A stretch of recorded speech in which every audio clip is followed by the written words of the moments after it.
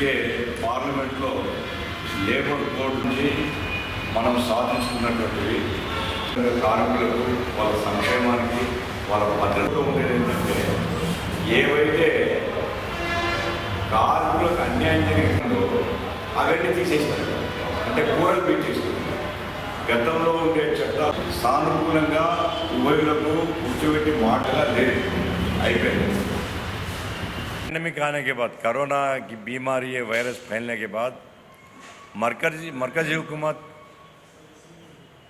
मज़दूरों के लिए, कारीगरों के लिए मदद कुछ भी नहीं करी। लॉकडाउन के पीरियड में हर एक मुल्क में, आप जो भी ममालिक देख लो दुनिया में, हर एक मुल्क में लाख रुपए तक मदद करें एक एक वर्कर को। अमेरिका में $1200 दिए हैं लॉकडाउन पीरियड में एक एक वर्कर को। ब्रिटेन में 80% प्राइवेट वर्कर को भी 80% दरमा गवर्नमेंट दिया है। चाइना में 1 लाख रुपए के कैश वोचर दिए हैं एक एक आदमी को।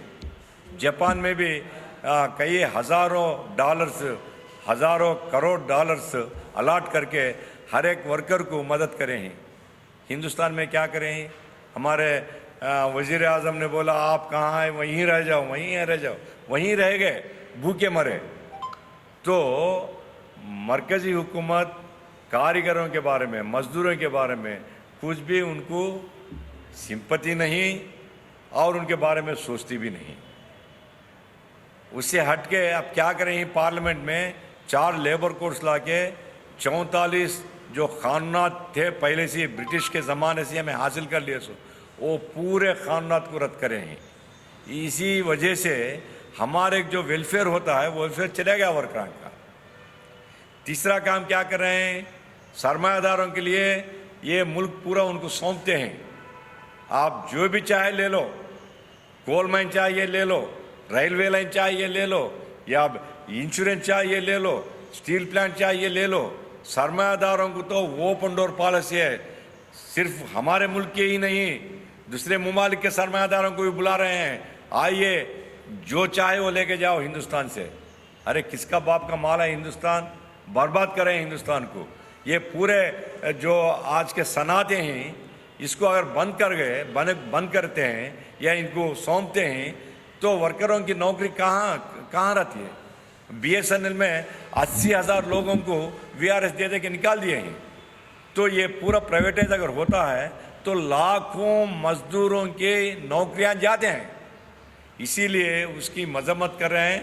उसके मुखालिफ में आने वाले नवंबर 26 तारीख को पूरे हिंदुस्तान के, पूरे मुल्क के पैमाने पे जनरल स्ट्राइक करने का कॉल पूरे ट्रेड यूनियंस मिलकर दिया है। CITU उसमें हिस्सा है, CITU, AITUC, INTUC, HMS, IFTU, पूरे जो जितने भी ट्रेड यूनियंस हैं पूरे ट्रेड यूनियंस एक होकर 40 इंडस्ट्रियल फेडरेशन भी उसके शान में है। तो ये पूरे लोग मिलकर दिल्ली में तय करें हैं आने वाले 26 तारीख को हिंदुस्तान के पैमाने में जनरल स्ट्राइक पूरी तरह से कामयाब होगा। 40 करोड़ जो अवाम ही, 40 करोड़ कारीगर ही, मजदूर ही, 40 करोड़ लोग स्ट्राइक में शामिल होते हैं, गवर्नमेंट को शिकस्त देना चाहते हैं। आंध्र प्रदेश में भी मैं चेतावनी दे रहा हूं जगनमोहन रेड्डी साहब को। आप पदयात्रा में क्या बोले, चंद्रबाबू नायडू साहब वर्करों के खिलाफ काम करे तो आप क्या बोले, मैं इख्तिदार में आते ही पूरे मसाइल हल कर दूं बोले। 50 लाख लोग मिनिमम वेज शेड्यूल में ही आंध्र प्रदेश में 15 साल से उनका जो वेज स्ट्रक्चर है रिवाइज नहीं हो रहा है। दाम तो बढ़ रहे हैं, जब दाम बढ़ रहा है तो उनका वेज भी बढ़ना ना 15 साल हुआ नहीं बढ़ता है।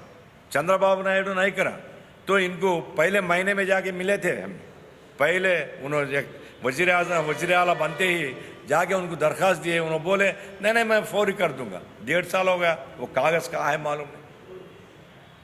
बिल्डिंग वर्कर्स के पैसे 1200 करोड़ रुपए बैंक में जमा हो के उनका सेस, ये गवर्नमेंट का पैसा नहीं, बिल्डिंग वर्कर्स के वेलफेयर के वास्ते में आया पैसा। सेंट्रल गवर्नमेंट क्या बोलती है, बिल्डिंग सेस में से बिल्डिंग वर्करों को पैसे दो। स्टेट गवर्नमेंट आज तक 1 रुपया नहीं दी। अब बोल रहे हैं कि ये पैसा ले जाके वैएसआर बीमा में लगाते हैं। YSR बीमा में लगाओ तुम्हारा पैसा, गवर्नमेंट का पैसा लगाओ। वर्करों का पैसा कैसा लगाते हैं आप? नाम है YSR का, पैसे हैं वर्करों के, ये कैसी नाइंसाफी है। तो इसीलिए जगनमोहन रेड्डी साहब को भी हमारी वार्निंग है कि फौरी अपना जो रवैया है सुधार लो उसको। अगर नहीं सुधारते तो आपके खिलाफ भी जद्दोजहद करना पड़ेगा, आप ही जिम्मेदार होंगे इसके। चंद्रबाबू नायडू के खिलाफ जद्दोजहद करें ही हम, आपके खिलाफ भी। अब 2 साल हो गया, कितने दिन बैठते हैं? जगनमोहन रेड्डी साहब क्या करामत कर रहे हैं पता नहीं, क्योंकि वो बोले मैं ऑटो ड्राइवर्स के लिए 10,000 रुपये दूंगा, 10,000 रुपये दिए।